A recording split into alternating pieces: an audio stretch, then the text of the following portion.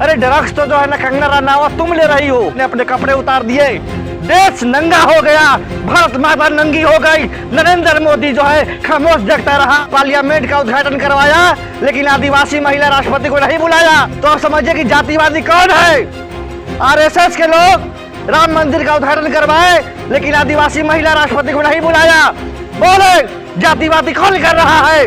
इस देश में 100 साल हो गए। स्मृति ईरानी की बेटी बीफ का रेस्टोरेंट चला रही है गोवा में।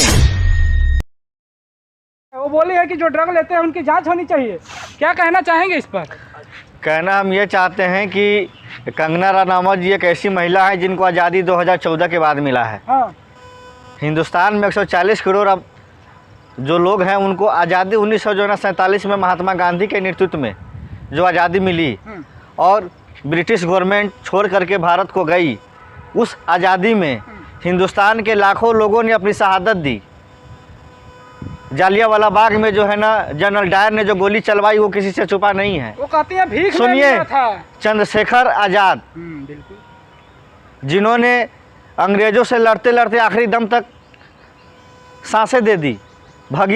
हमारे शहीद आजम जो है भगत सिंह जो फांसी पर चढ़ गए, सुखदेव, अशफाकुल्ला खान, यानी कि हर जाति धर्म के लोगों का खून इस धरती को आज़ाद कराने में है। और उस सारी चीज़ों को बलिदान को त्याग देने वाले इस देश के महापुरुषों को जो है ना कंगना रनावत क्या बोलती है कि हमको आज़ादी 2014 में जो है ना मिला है। अरे उनके लिए राष्ट्रपिता नरेंद्र मोदी हैं जो उनको लोकसभा में भेजा है टिकट दे करके। उनसे हम कहना चाहते हैं कि कंगना रनावत जी अपना मानसिक इलाज करवाइए और कौन से हॉस्पिटल में करवाइएगा जो नरेंद्र मोदी बनवाए हैं। दरभंगा में एक एम्स बना हुआ है जो डिजिटल एम्स है, उसमें जाकर के अपना इलाज करवाइए। क्योंकि हम तो वहाँ इलाज करा नहीं सकते हैं क्योंकि हमको आज़ादी 1947 में मिला है और मेरा दिमाग ये कहता है कि दरभंगा में कोई एम्स नहीं है। लेकिन स्मृति ईरानी की बेटी बीफ का रेस्टोरेंट चला रही है गोवा में। दारू और जो है ना शराब जो है ना परोसा जा रहा है। बीफ गाय का मांस जो है ना परोसा जाता है गोवा के रेस्टोरेंटों में। कभी स्मृति ईरानी से सवाल किया जो है कि आप हिंदू के ठेकेदार बने बैठे हैं और आपकी बेटी जो है ना गोवा में रेस्टोरेंट चला रही है। ये कंगना रनावत जी एक महिला है, हम उनका सम्मान करते हैं, लेकिन सवाल ये है कि जब देश के नेता प्रतिपक्ष के ऊपर जब बात आएगी और जननायक हैं हमारे राहुल गांधी, गरीबों से मिल रहे हैं, पटरी पे मिल रहे हैं, किसानों से मिल रहे हैं, मणिपुर में महिलाओं के साथ जो दुर्व्यवहार हुआ उनको नंगा करके घुमाया गया, प्रधानमंत्री के पास समय नहीं है जानने के लिए, राहुल जी वहाँ जाकर उनका दुख दर्द जान रहे हैं। तो उनको जो है ना राहुल जी के ऊपर सवाल कैसे उठा दिया कि वो जो ड्रग्स लेते हैं। अरे ड्रग्स तो जो है ना कंगना रनावत तुम ले रही हो, हम तुम भी आरोप लगाते हैं। और तुम्हारा जो फोटो अश्लील है, जो तुमने फर्जी नाम कमाने के लिए जो तुम्हारे ऐसे ऐसे वायरल है वीडियो जो मैं कह नहीं सकता, ऐसे ऐसे फ़ोटो है। इज्जतदार घर की औरतों का कभी ऐसा फ़ोटो वायरल नहीं होता है फेसबुक पर और जो है ना ट्विटर पर। तुम कितने लोगों पर एफआईआर करवाओगी, लेकिन सच्चाई छुपता नहीं है। तुम लोग तो पैसे में बिकने वाली हो। तुम्हें अगर पैसे दिए जाएं तो तुमसे जैसा मर्जी वैसा नचवा लो।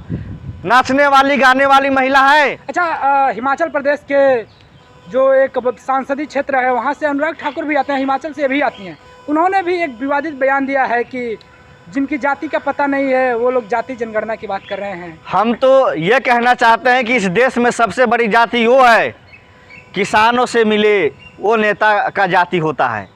गरीब गुरबाओं के घर में जाकर के उनका दुख जाने वो जाति होता है। महिलाओं के साथ जो मणिपुर में नंगा करके घुमाया गया उसका दुख दर्द जाना किसी ने, राहुल गांधी जी ने। जाति होता है प्रेम, शांति और सच्चाई जाति होती है। कोई जाति टाइटल नहीं होता है। जाति इंसान को अपना कर्म बनाता है। और हमारे नेता राहुल गांधी जी ने गरीब से गरीब लोगों से मिल करके सुल्तानपुर गए थे। एक हमारे मोची भाई से उन्होंने मिला, उनको पानी पिलाया, उनके साथ जो है ना चप्पल जूते सिए। क्या मैसेज दिया उन्होंने कि देश में कोई छोटा बड़ा नहीं होता है, सबका मान सम्मान होना चाहिए। लेकिन देश के प्रधानमंत्री नरेंद्र मोदी ने पार्लियामेंट का उद्घाटन करवाया लेकिन आदिवासी महिला राष्ट्रपति को नहीं बुलाया। तो आप समझिए कि जातिवादी कौन है। आरएसएस के लोग राम मंदिर का उद्घाटन करवाए, लेकिन आदिवासी महिला राष्ट्रपति को नहीं बुलाया। बोले जातिवादी कौन कर रहा है। इस देश में 100 साल हो गए, आज तक दलित पिछड़ा को मान सम्मान नहीं मिला। किसने जो है जातिवाद को बढ़ावा दिया? यह मनुवादी लोग, आरएसएस बीजेपी के लोग देश को बांट रहे हैं जात के धर्म के नाम पे। बीपी मंडल सिंह जनरल कास्ट के थे, बीपी सिंह मंडल आयोग लागू करवाया था, तो वो भी तो जनरल कास्ट के थे, देश के प्रधानमंत्री थे, मंडल आयोग लागू किया। अगर राहुल गांधी जी देश के 140 करोड़ लोगों की जनता की जातीय जनगणना कराना चाहते हैं, जनरल कास्ट में भी बहुत से लोग ऐसे हैं जो गरीब हैं, क्या उनको न्याय नहीं मिलना चाहिए? जाति से क्या होता है? आर्थिक स्थिति देखनी चाहिए कि अगर कोई जाति से बड़ा भी हो, चाहे ब्राह्मण हो, राजपूत हो, ठाकुर हो, लेकिन अगर वो गरीब है, उसके पास जमीन नहीं है, खाने के लिए पैसा नहीं है, उसको भी आरक्षण मिलना चाहिए। हमारे नेता राहुल गांधी जी ने कहा है कि हम देश में सर्वन कास्ट में जो गरीब लोग हैं उनको हम आरक्षण देंगे, और जो दलित पिछड़े में गरीब हैं उनको आरक्षण देंगे। कास्ट सेंसेक्स होगा, आर्थिक सेंसेक्स होगा, एजुकेशन सेंसेक्स होगा। जातीय जनगणना में देश की एक सारा सामने आएगा, कितने % लोग गरीब हैं, कितने % लोग अमीर हैं, और कितने के पास कितनी संपत्ति है। किसी किसी के पास 16,000 करोड़ रुपया खर्च करने के लिए शादी में पैसा है, और एक तरफ हिंदुस्तान में 2 वक्त की रोटी के बिना लोग मर जाते हैं। यही आरबीआई के सामने नोटबंदी में एक महिला ने अपने कपड़े उतार दिए।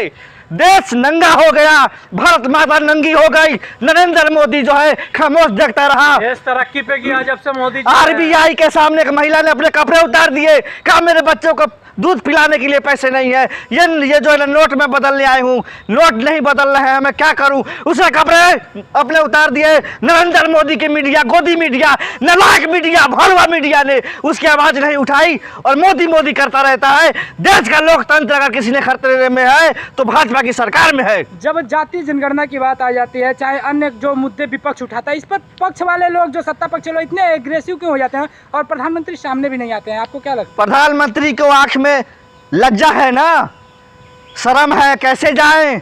मणिपुर के महिलाओं को न्याय कैसे दें? आंख कैसे मिलाएं? हाथरस में कैसे जाएं? गरीबों को 120 लोग मारे गए, उनके परिवार को न्याय कैसे देगी डबल इंजन की सरकार?